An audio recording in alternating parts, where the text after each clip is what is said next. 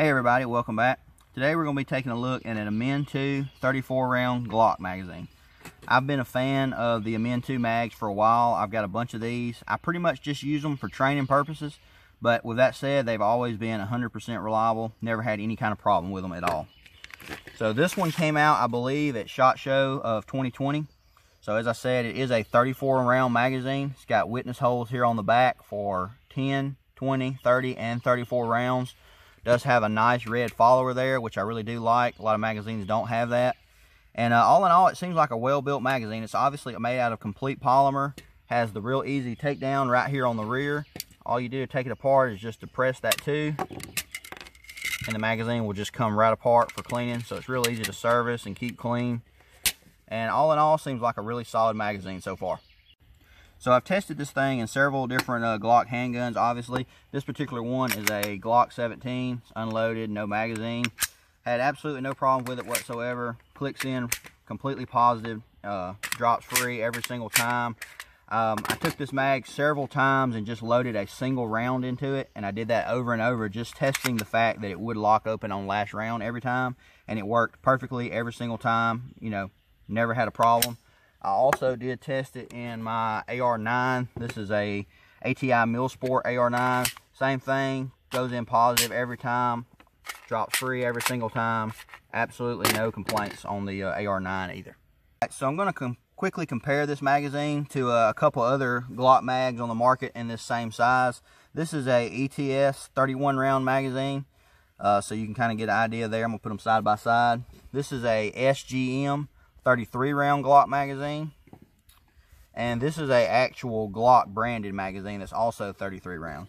So you can see the Glock and the SGM look basically identical, and then here we have the Amend 2 and then the ETS. So the ETS holds the least. It holds 31 rounds.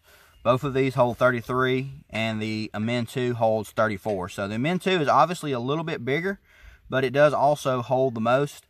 I'm not a real big fan of the ETS mags. I haven't had any like huge problems with them, but I have had a few little issues, enough to make me not really, favor them that much. Obviously, the Glock branded magazine is going to generally be the most reliable. When it comes to any serious application, generally when it comes to Glock mags, I'm going to go for a factory Glock mag. With that said, they're also the most expensive. These things are, 40, 50 bucks and even more sometimes. The SGMs definitely bring a good value. They're made almost exactly like the Glock magazines, but they can be had a little bit cheaper. I've seen these things going from, 25, 30, up to about 40 bucks sometimes. The Amend 2 is about 18 bucks. I paid $17.99 for this magazine. And all in all, I think it's a really good, solid magazine. I haven't had any problems with it whatsoever. I really like the red follower in compared to something like the Glock mag.